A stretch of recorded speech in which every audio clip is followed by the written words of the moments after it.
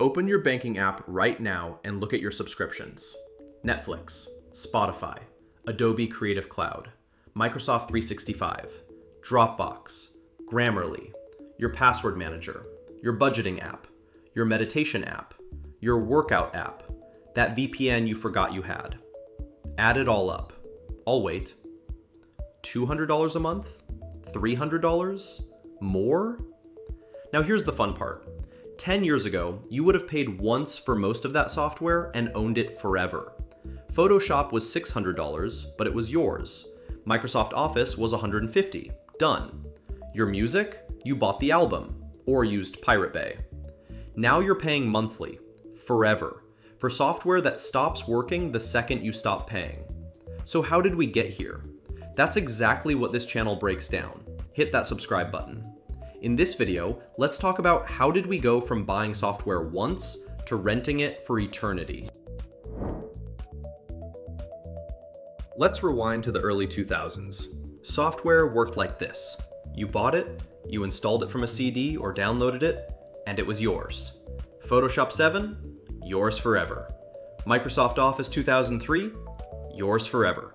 Even if Adobe released Photoshop 8 next year, your version 7 kept working. Sure, you didn't get new features unless you upgraded, but you didn't have to upgrade. Your software didn't stop working because you didn't pay Adobe again. It just worked. This was the golden age nobody appreciated at the time. Then something shifted. Companies realized they had a problem. The one-time purchase model had a ceiling. Once someone bought your software, they were done paying you. Maybe they'd upgrade in a few years, maybe not. Adobe was selling Photoshop, but once you had it, you had no reason to buy it again unless the new version had killer features. The revenue was lumpy.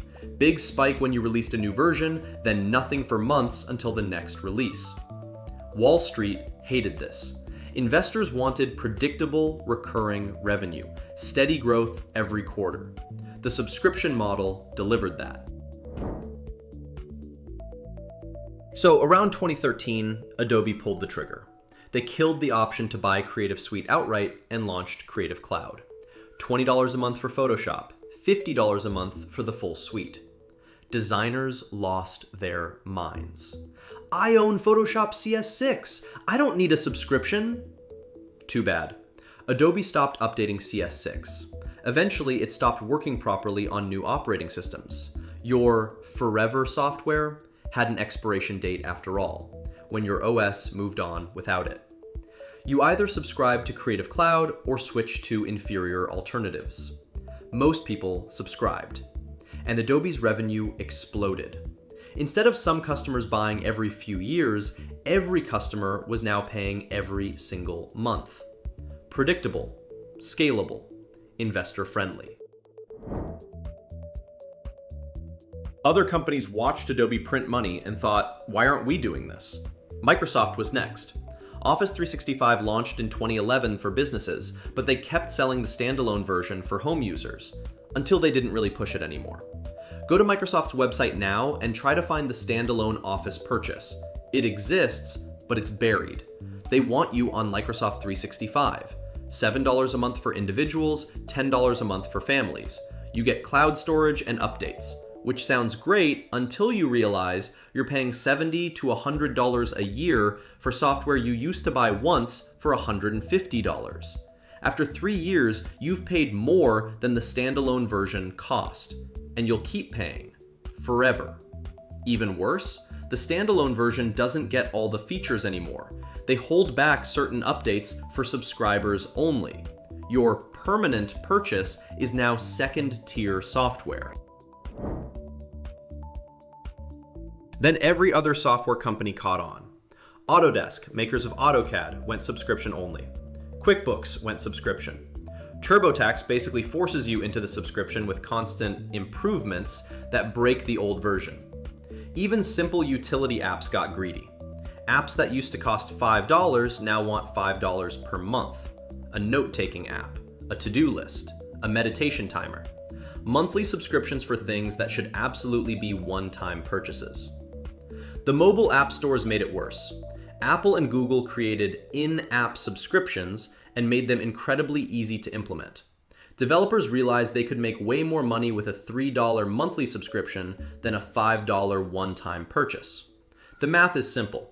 If even 30% of users stay subscribed for more than 2 months, you've made more money than the one-time purchase.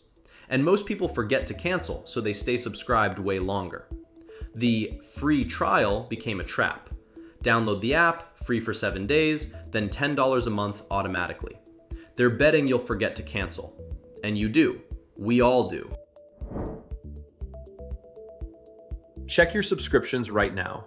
I guarantee you're paying for at least 2 things you forgot about. The language changed too. They stopped calling it buying software, now you're accessing it. You don't own anything, you're licensing it, renting it. The second you stop paying, it's gone. And they made canceling just annoying enough that you don't bother. You have to log into a website, find the subscription management page buried in settings, click through 3 confirmation screens asking if you're really sure you want to lose all these amazing features. Some services make you call to cancel. Actually call. Talk to a human whose job is to convince you not to cancel. It's friction designed to keep you paying. But here's where it gets really insidious. They've created dependence. Your Photoshop files are in Creative Cloud. Your documents are in Microsoft 365. Your photos are in Google Photos. Your notes are in Evernote Premium. Your passwords are in 1Password. If you cancel, you don't just lose the software, you lose access to your own files. Sure, you can export them, if you remember to before you cancel, and if they make it easy, which they often don't. You're locked in. They've got your data hostage. And the worst part? You're paying more over time for basically the same software. Photoshop CC in 2015 and Photoshop CC in 2025 aren't that different. They've added features, sure, but not $2,400 worth of features. That's 10 years at $20 per month. You would have been fine with the 2015 version for most of that decade. But you don't get that choice anymore.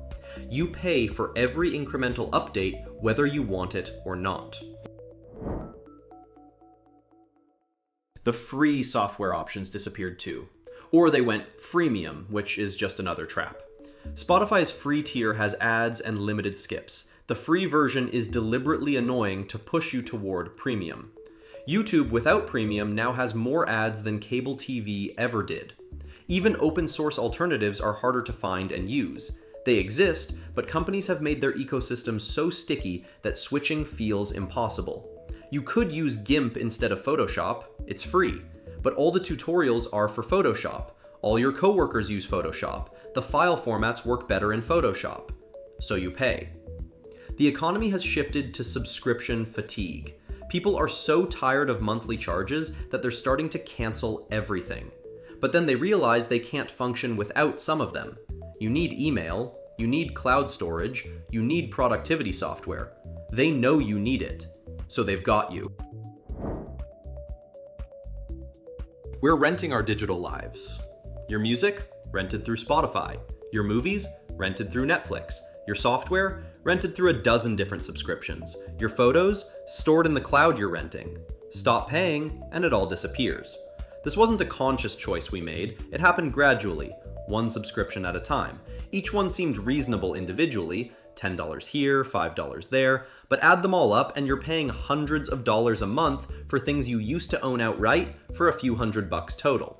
Companies don't want you to own anything anymore. Ownership is a one-time payment. Renting is forever. And the psychological shift is complete. When software costs $300 up front, you thought carefully before buying. Now it's $10 a month. That's nothing, right? You barely notice it.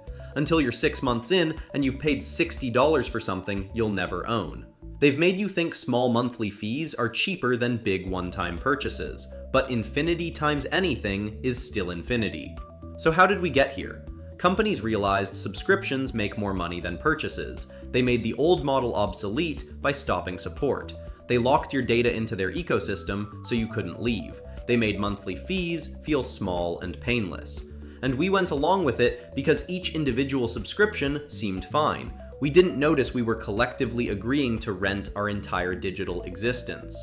The one-time purchase is dead. Ownership is dead. Now you're just a monthly revenue stream. Maybe the real question isn't how we got here, it's how we get out.